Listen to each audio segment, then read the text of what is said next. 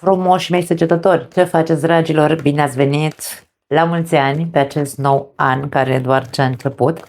Să sperăm că o să fie bine pentru toată lumea, să trecem cu bine peste toate hopurile care le vom avea, pentru că vom avea toți, nu doar voi.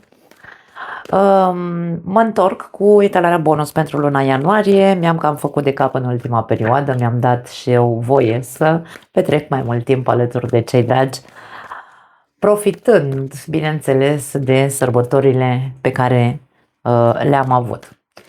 M-am întors însă și hai să vedem care sunt mesajele pentru voi. Să încercăm să ne concentrăm pe cât mai pozitiv, pe mesaje cât mai pozitive, vreau să spun. Așa că hai să vedem ce mesaje mai există pentru săgetători. Dacă nu rezonează nimic cu voi, dragii mei, lăsați mesajele aici și căutați în altă parte. Avem repetiție, wow! Acceptare și cere ajutorul.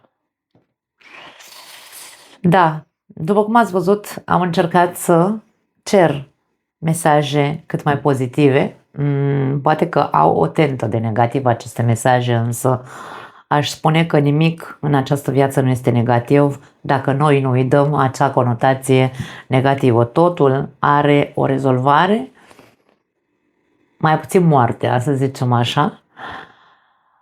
Primii pași la capătul cărților.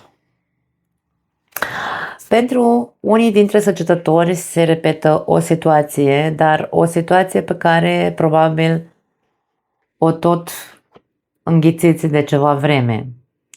Sau o situație care vă sufocă, pentru că aici avem această imagine a unei persoane care pare că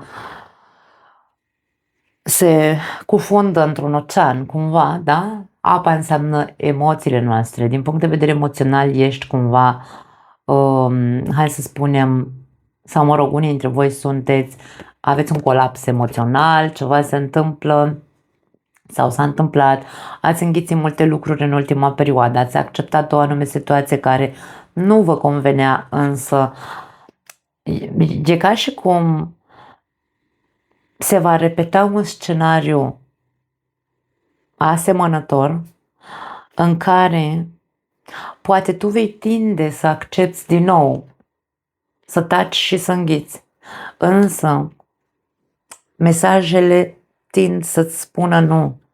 Cere ajutorul și fă primii pași.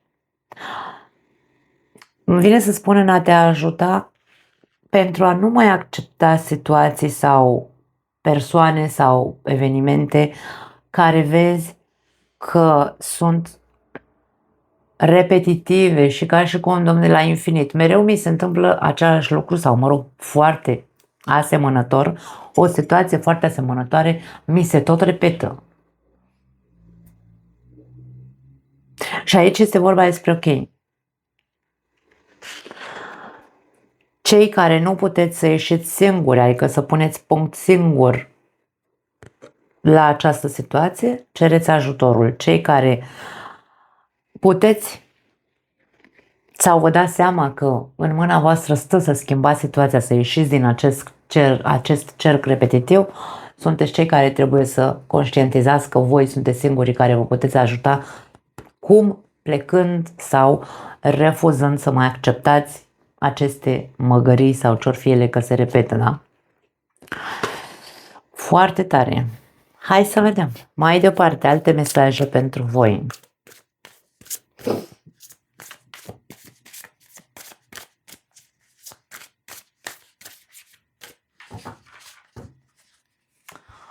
Avem pajul de spade. Pajul de spade spun eu că este învățăcelul din tarot. Este cel care caută, este curiosul. Aici mesajul este următorul. Curiozitatea este un tip de magie. Când începem să căutăm informații, și aici s-a așezat, bineînțeles că eu așez cărțile așa, da, și aici s-a așezat sub această repetiție. Ce-ar fi să investighezi mai amănunțit, da, sau mai în profunzime în acel eveniment care se repetă în viața ta sau în legătură cu acele persoane care aduc evenimente repetitive. Investighează un pic mai profund. Pentru că atunci când se întâmplă această magie cu care vine acest mesaj, cu cât ești mai, hai să spunem, acceptator, dacă vrei, știu că mi-am inventat un cuvânt nou în românește, cu cât accepti fără să pui întrebări, fără să cauți răspunsuri sau să cauți o lecție în spatele acelei repetitivități, cu atât mai mult te vei simți sufocat în această viață și te vei, hai să zicem, resemna, vei ajunge la un moment dat să te resemnezi și să zici, asta mi-e crucea. Nu, dragii mei, crucea depinde de noi. Greutatea crucii pe care o cărăm depinde de noi. Cât de mare vrei să fie crucea ta, doar tu decizi. Aici ai primii pași, aici ai mesajul, cere ajutorul, tu decizi. Însă aici vorbim despre un soi de magie pe care tu o vei vedea în momentul în care vei investiga mai profund în această problemă care se repetă, vei vedea cum lucrurile se vor schimba. Următorul mesaj vine de la pajul de bâte, care spune așa: doar pentru că te pasionează ceva, nu înseamnă că va fi ușor.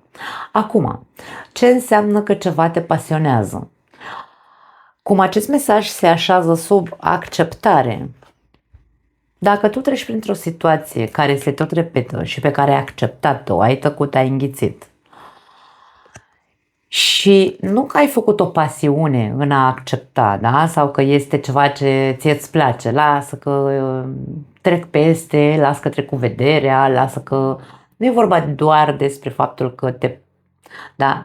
Nu vreau să transform acest mesaj sau să, nu vreau să-l iau mot-a-mot, da? Pentru că totul se leagă în tarot. Doar pentru că te pasionează ceva nu înseamnă că va fi ușor.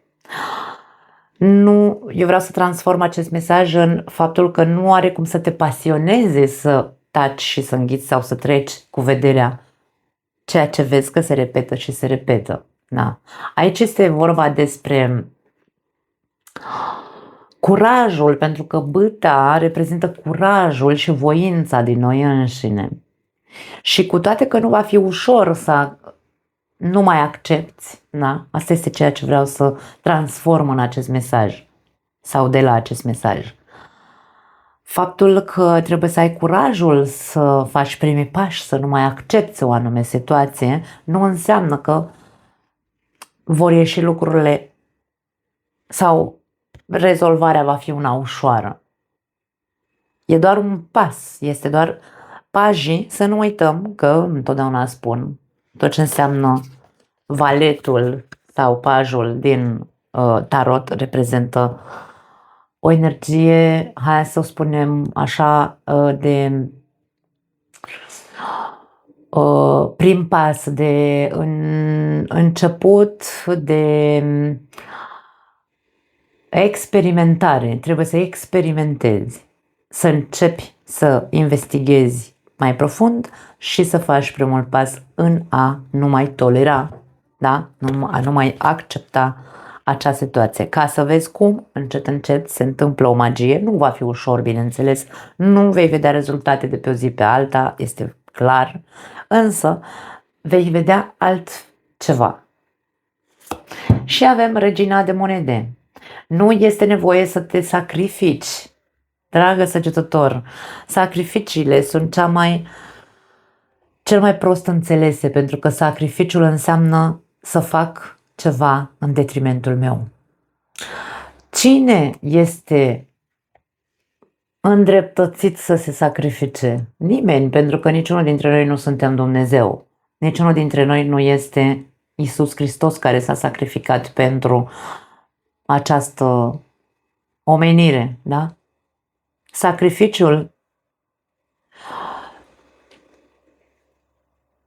este un cuvânt care ne-a fost, hai să-l numim așa, implementat sau l-am învățat de la strămoșii noștri care spuneau că viața fără sacrificii sau în viață trebuie să faci sacrificii. A face eforturi și a face sacrificii, pentru mine, cel puțin eu separ foarte mult cuvintele. Eu mi-am format o mentalitate ciudată, știu, pentru unii oameni care mă ascultă și cu care vorbesc și în particular, par o ciudățică, pentru că eu fac conexiuni și separ foarte mult cuvintele, așa cum ne-au fost descrise. Eu le iau și le trec prin filtrul propriu și pentru mine sacrificiu nu este un cuvânt care își merită definiția. Da. Să fac eforturi pentru mine, pentru ceilalți, pot să fac și pot să accept. Însă să mă sacrific sau să sacrific orice pentru a face, pentru a accepta, mă sacrific să accept ce? O situație care se tot repetă. De ce? De ce să accept la infinit? De ce să fiu eu cel sacrificat? Mai ales când e în detrimentul meu. Să ne întrebăm, de aia spun, trece prin filtrul rațiunii, inimii și a tot ce vrei tu. Trece prin filtrul tău și întreabă-te de ce nu ar trebui să te mai sacrifici. Sau de ce până acum ai înțeles greșit cuvântul sacrificiu. Mesajul acestei regine de monede se termină cu următoarea frază sau, propoziție.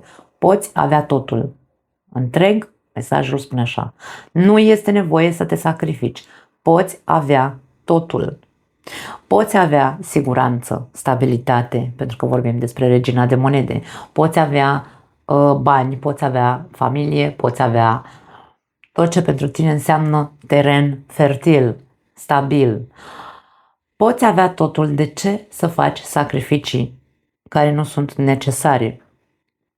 Mama răniților este în această fotografie, care uită de ea ca să fie bine celorlalți. Îi hrănește pe ceilalți și pe ea se lasă să moară de foame într-un fel sau altul, emoțional vorbind, da? Așadar, tot ceea ce se repetă și tu accepti și este în detrimentul tău, se numește sacrificiu și trebuie eliminat. Cere ajutorul dacă nu știi cum să elimine acest martirism dinăuntrul tău și fă lucrurile de acum înainte diferit. Avem doiul de cupe la capătul cărților. Pentru unii dintre voi poate că este vorba despre cineva pe care îi iubiți foarte mult sau l-ați iubit sau, poate fi un prieten, cineva din familie, poate fi un partener de viață, poate fi un copil, poate fi... Înțelegem greșit, pentru că regina de monede, dacă vorbim despre sacrificiu matern, regina de monede mamă, putem să facem sacrificii ca mame. Eu sunt mamă și știu foarte bine despre ce vorbesc, atenție, cei care încearcă să judece că, vezi, Doamne, sunt rece sau că nu sunt, nu sunt femeie sau nu sunt mamă sau cum vreți să spuneți. A face sacrificii la infinit pentru copiii noștri îi transformă în handicapați. Repet, a face sacrificii continue pentru copiii noștri, mai ales fără să existe un feedback din partea lor, se numește că crești un handicapat. Așadar, de ce spun ce spun? Pentru că copilul, noi ca mame, pentru că aici vorbim despre, mame, părinți în general, da? Că sunt și bărbați care își cresc copiii sau sunt acolo și fac sacrificii pentru copiilor. Ne putem sacrifica ca părinți până la, hai să zicem, vârsta de 12 ani. Da? Când copilul nostru ajunge la 12 ani, ne putem sacrifica. Avem nevoie să ne sacrificăm din timpul nostru ca să fim lângă copii, să îi educăm, să fim lângă ei când au nevoie de noi, să facă teme, să mergem cu ei în parc, să le dăm să mănânce, să îi spălăm, da? Să le facem baie, să îi îngrijim în prima parte a vieții lor, până la 12 ani. De la 12 ani încolo nu se mai numește sacrificiu, se numește dă-i copilului voie să meargă să experimenteze viața, pentru că și tu tot de la 12 ani în sus ai început să experimentezi viața, ca să ce? Ca să poată să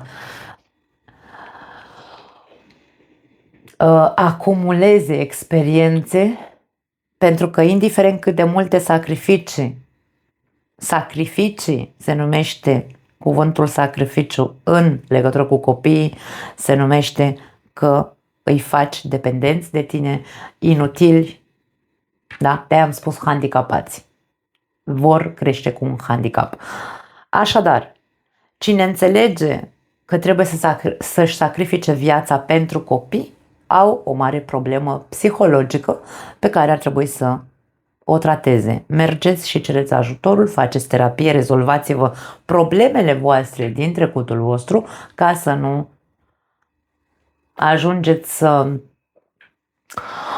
deveniți manipulatori emoțional, pentru că asta face o mamă care se sacrifică sau un părinte care se sacrifică pe ea însăși. Nu își trăiește viața proprie, adică, ci vrea să trăiască viața copilului în totalitate. Și atunci încep problemele cu soacra sau problemele de soacre sau de socri, pentru că te vei transforma într-un socru sau o soacră acră, că de-aia se numește oacră, soacră sau socru, da?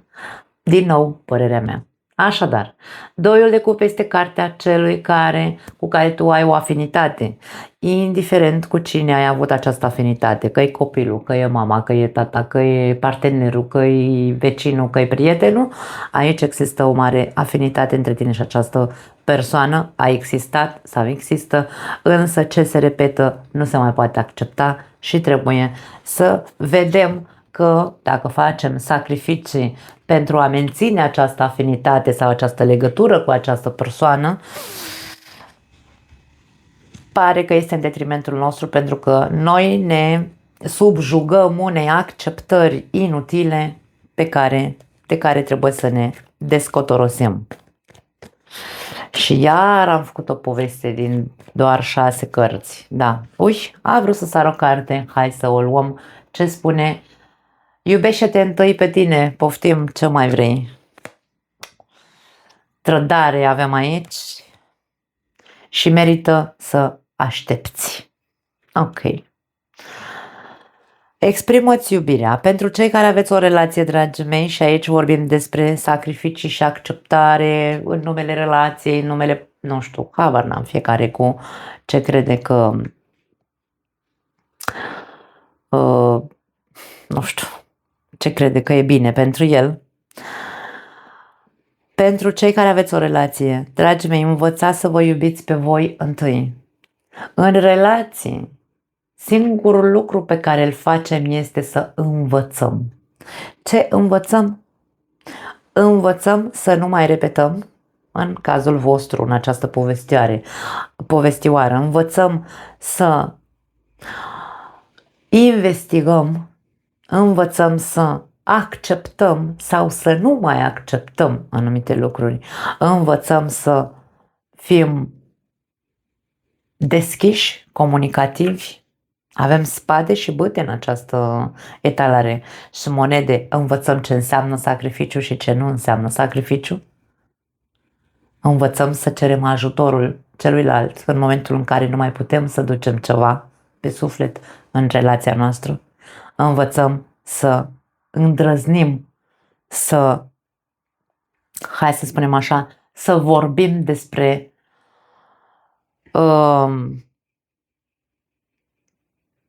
momentele în care ne-am simțit trădați. Poate pentru unii dintre voi a existat într-adevăr o trădare fizică, mă refer la o aventură din partea unuia dintre voi, eu nu am de unde să știu cine a fost trădătorul, însă aici e vorba despre dacă a existat o trădare între cei care aveți o relație.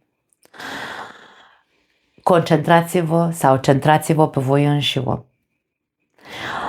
Nu trebuie acceptată trădarea. Trădarea trebuie discutată. De ce s-a întâmplat trădarea? În ce circumstanțe s-a întâmplat trădarea? Și ce se întâmplă în momentul ăsta?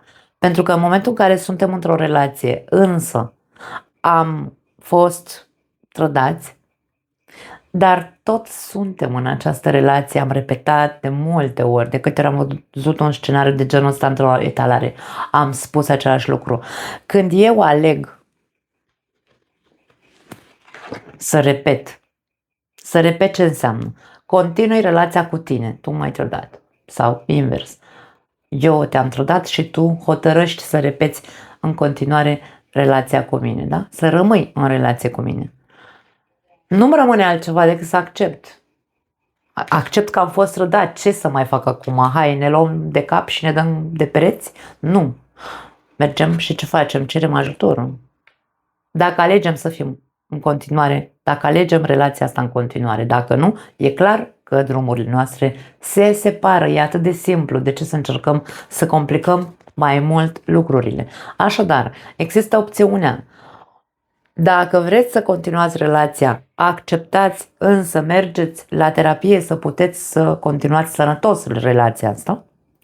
Pentru că nu este nevoie de sacrificiu aici, să zici, vai, eu sunt martirul și aoleu, nenorocitul ce mi-a făcut, sau nenorocita, da? Și stau și toată ziua taca și uite, pajul de spade este curiosul, adică stau toată ziua și caut în telefon, prin buzunare, îl acuz sau nu știu, da? Deci, o relație sănătoasă nu e despre asta. Ca să ne vindecăm relația, dacă există o trădare, mergem la terapie, Doamne iartă-mă. Nu va fi ușor, dragii mei. Însă, aici vorbim într-adevăr, da, aici vorbim de sacrificiu. E nevoie ca cei doi să se sacrifice pentru a merge la terapie. Merită să așteptați sau să vă luați timpul necesar pentru a vă recupera încrederea între voi doi, nu să stați toată ziua taca și cu ochii pe telefon și vai, Doamne, întârziat 10 minute, ce mă fac, încep să scot ochii. Nu. Exprimați-vă iubirea. Dacă într-adevăr ați ales să continuați această relație, nu e vorba de a tace și a înghiți, ci e vorba despre, și nici despre a controla și nici despre a reproșa toată viața de acum înainte, ești un trădător sau ești o trădătoare. Nu. Luați-vă de mânuță și mergeți la terapie. Avem doiul de cupe, imaginea doiului de cupe ne vorbește despre suflete pereche. Poate că ați fost întotdeauna foarte, da, potriviți unul pentru celălalt. Mesajul doiului de cupe este: unii oameni sunt ca dovleacul pentru condimentul tău. Este exact ceea ce trebuie această persoană. Ca tu să crești și, bine, să creșteți împreună, pentru că viața e despre relații, dragii mei, și doar în relații învățăm să creștem. Da, știu că poate e paradoxal ceea ce spun pentru unii dintre voi, dar na. Eu îmi permit să spun lucrurile astea pentru că am experimentat și o viață, mâine, păi fac 50 de ani. Nu e chiar așa de... Nu vorbesc din cărți, să știți, vorbesc din foarte multă experiență de viață. Pentru cei singuri, dragi mei,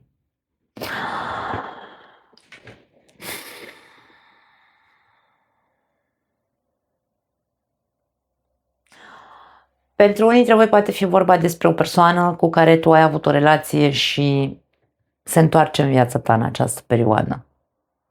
E o persoană care te-a înșelat sau, mă rog, ți-a înșelat așteptările, nu a fost corect de la început sau, mă rog, s-au întâmplat lucruri când ați avut o legătură între voi doi.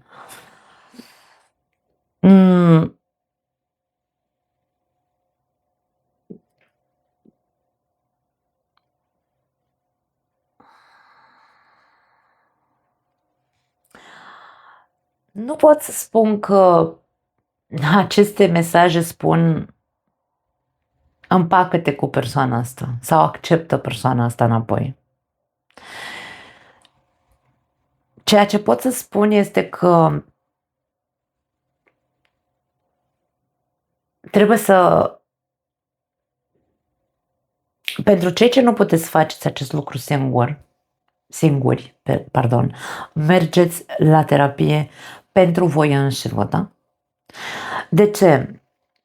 Pentru că mulți dintre noi tindem să iertăm, mulți dintre noi tindem să facem sacrificiu și să zicem îi mai dau o șansă.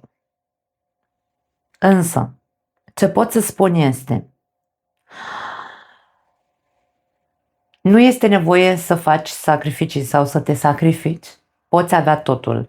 Trebuie să, de-aia spun că să mergeți la terapie, să vă intre în cap faptul că aveți aceleași drepturi, să aveți parte de lucruri bune în relație. Aveți dreptul să aveți parte de persoane cu capul pe umeri. Însă este un soi de autovalorare. Cât de mult te valorezi tu, cât de mult te iubești tu, ca să ajungi la această frază care să se implanteze în capul tău și să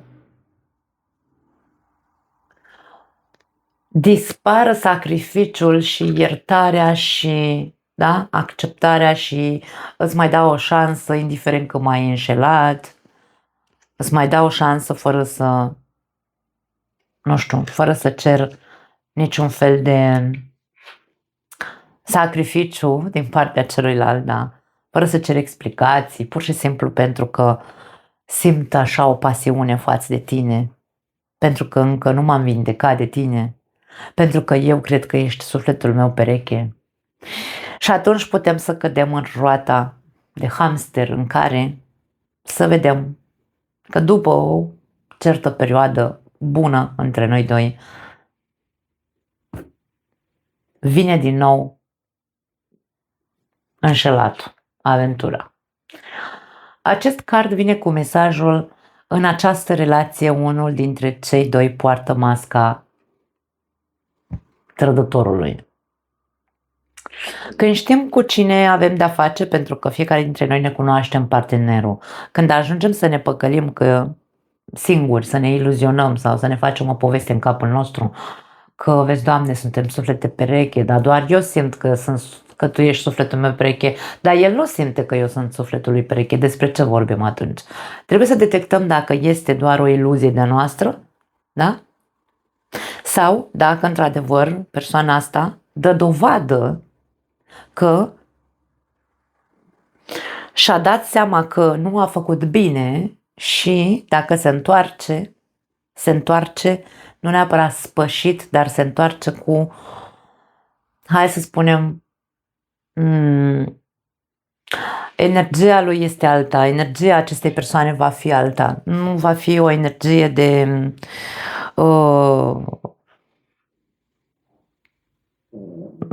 unde să se perceapă că ar putea să te mai înșele, să te mai trădeze încă o dată. Pentru unii dintre voi, aș spune că merită, în funcție de cine e persoana care v-a trădat, da? Dacă voi știți că știți cu cine aveți de-a face, dacă voi știți că într-adevăr persoana asta merită o șansă, dați-o, pentru că e ca și cum aici vi se spune, da, merită să, hai să zicem, să dați un timp acestei reîntoarceri să vedeți dacă cumva funcționează pe viitor și nu vor mai avea loc trădări.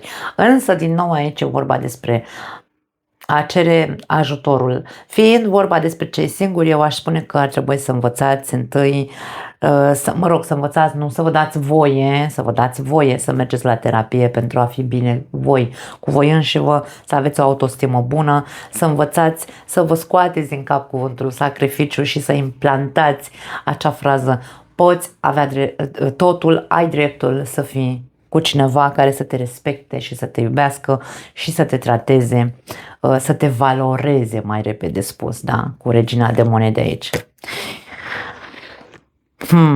Pentru alții dintre voi, nu știu dacă este benefică această împăcare, dacă știți că aveți de-a face cu o persoană flușturatică, avem doi paji aici. Unul este infantil sau, mă rog, așa foarte curios din fire, nu că este un jucător, da? Jucătorul pentru mine este cavalerul de bâte sau cavalerul de... da, ăla de bâte pentru mine este jucător, dar Vorbim despre paji aici, vorbim despre o persoană care vrea să experimenteze, care este foarte curioasă, nu vrea să se compromită în totalitate, în fidelitate lângă o persoană, lângă o singură persoană, da? Vrea să na, să aibă mai multe experiențe. Dar voi știți, cei care știți cu cine aveți de-a face, știți dacă este sau nu benefic pentru voi să îi mai dați o șansă acestei persoane. Da, o povestioară foarte intensă aici. Avem Perla, care vorbește despre ceva ascuns. Perla este un, hai să spunem așa, o piatră prețioasă, că nu găsesc un alt cuvânt, da, care se află într-o zonă ascunsă, se află într-o carapace, da? Așadar, poate că aici vorbim despre ceva ascuns care iese la iveală sau ceva ce s-a ascuns care este la iveală și reprezintă într-un fel sau altul un diamant. E ca și cum în momentul în care iese la suprafață acest lucru, nu se vor mai repeta anumite lucruri între noi doi, aș putea să spun. Tot ceea ce ascunzi sau tot ceea ce ai acceptat sau tot ceea ce ai înghițit și ai tăcut și așa mai departe, probabil că trebuie scos la lumină ca să se iasă din cerc. Avem cheia. Închide și deschide. De ca și cum cheia e la tine, tu hotărăști dacă merită să mai accepti, dacă merită să mai dai o șansă, dacă merită să închizi cu trecutul, cu trădarea, cu totul și să începeți de la capăt. Doar e ca și cum ți s-a dat într-un fel sau altul puterea, da? Să ai puterea de decizie. Toți avem putere de decizie, că nu o folosim, asta e partea a doua. Însă suntem înzestrați, da? Cu această comoară ascunsă înăuntru nostru. Depinde doar de noi să luăm decizia. Să îndrăznim, să cerem ajutor sau să îndrăznim să facem primii pași. Avem iepurele care vine cu sarcină și frică. Nu neapărat vorbim, da, poate că unii dintre voi, unora vă este frică să cereți ajutorul, altora vă este frică să rămâneți singur, în cazul în care aici vorbim despre o relație, nu vă despărțiți pentru că voi frică să stați singuri. Frica, teama de singurătate, toți o avem, dragii mei. Aș spune atenție la sarcină, în cazul în care, mai ales dacă nu vreți să rămâneți însărcinați, protejați-vă, dragii mei, pentru că un copil nu salvează nimic, mai ales pentru cei care ați avut parte de trădări. Dacă doar acceptăm situația și repetăm, ca și cum mie vine să spun, nu știu dacă are relevanță pentru unii dintre voi, dacă de fiecare dată când te-a înșelat partenerul de viață și tu i-ai mai dat o șansă, ai făcut un copil cu el ca să chipurile să repare, nu știu de ce a vrut să iasă mesajul ăsta, atenție, copilul nu repară nimic, copilul te face să te sacrifici și mai mult pentru relație și nu e despre a te sacrifica. Insist. Avem muntele la capătul cărților. Muntele vine cu mesajul greutăți, însă depășirea greutăților. Poate da, e o perioadă complicată sau a fost o perioadă complicată, însă puteți să depășiți, dragii mei. Important este să începeți să faceți altfel lucrurile de acum înainte. Nu să mai acceptați. Ultimul set de cărți pe care o să-l folosim e agitat. Hai să vedem ce mesaje are pentru voi. Foarte interesant.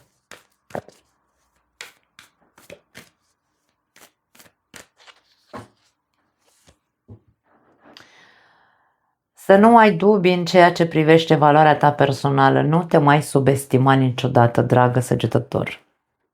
Nu te mai subestima. Acest mesaj nici nu are nevoie de niciun fel de traducere. Eliberează-te de vinovăție. Toți ne simțim vinovați într-un anume moment al vieții noastre. Că de ce am tăcut și am înghițit toată viața, că de ce am acceptat să mă înșele, că de ce puncte, fiecare cu sentimentele lui de vinovăție.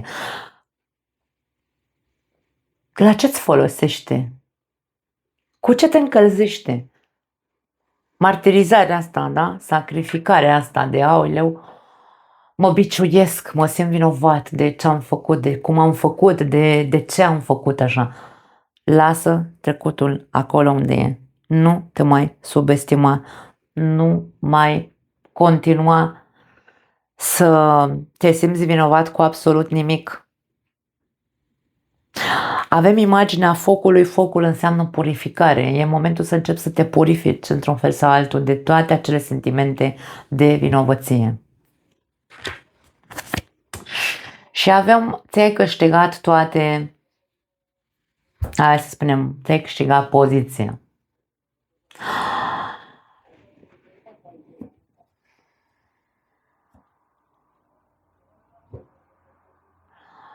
Simt chestii diferite de acum, în ultima perioadă, da, când am deschis această etalare bonus, de la început, cu berbecul și așa mai departe până la voi, în acele zodii în care a ieșit acest mesaj, am simțit lucruri diferite față de ce am simțit în trecut când vedeam acest mesaj sau față de ce simțeam în trecut. Aici avem imaginea unei persoane care stă singură la malul mării, citește o carte, pare relaxată, e grăsuță așa ea, e împlinită, se simte bine. Vrea să stea singură, într-un fel sau altul, sau are nevoie de spațiu personal. Ți-ai câștigat o poziție. Poziția are legătură cu viața ta, nu are legătură cu mi-am câștigat poziția în relație, mi-am câștigat poziția la job, mi-am câștigat poziția în habar n-am. Nu. Câștigă-ți poziția în ceea ce te privește pe tine. Pentru că dacă până acum ai fost mama răniților și te-ai gândit la alții și nu te-ai gândit la tine, poziția ta era de victimă. Acum trebuie să te îndrepți către tine ca să nu mai fii un sacrificat sau un martir. Da? Ți-ai câștigat numele, dacă vrei, de martir sau de mama răniților sau de sacrificat, pentru că asta ai făcut. Însă de acum înainte, dă-ți timp pentru tine, dă-ți voie să nu ți se mai încalce spațiul personal. Da? Nu știu, are sens sau nu are sens pentru unii dintre voi. Toate fricile, frica asta de singurătate, frica de, nu știu, te-a făcut probabil să faci foarte mari sacrificii. Însă nu ai de ce să mai faci sacrificii, simt să-ți transmit aici. Avem spinii. Împletește-ți coroana pe care o meriți, pe care crezi că o meriți. Crezi că meriți să fii acel martir despre care vorbeam? Știm că pe capul lui Iisus Hristos, când s-a sacrificat pentru omenire, pentru că tot vorbim despre sacrificii în această etalare, atenție, se repetă foarte mult cuvântul sacrificiu aici.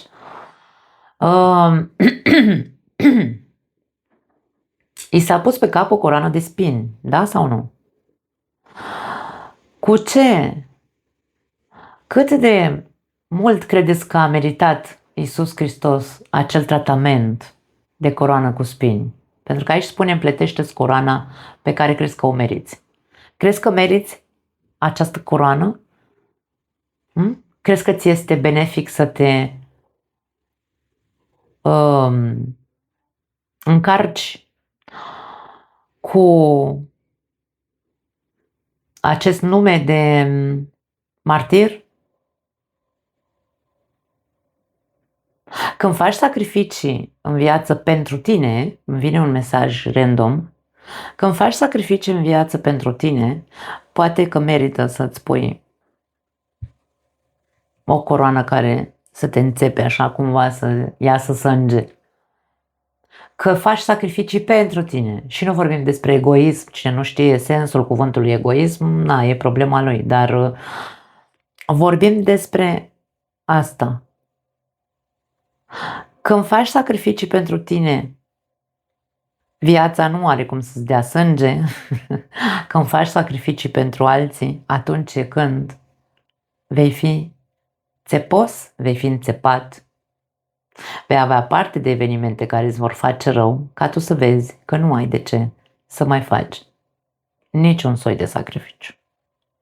Decât pentru tine, sau cel puțin nu în detrimentul tău. Dacă tot alegi să mai faci sacrificii pentru alții sau în numele altora, fă-o, dar să nu fie în detrimentul tău. Să fii tu cel care suferi, pentru că Iisus a suferit, pentru că așa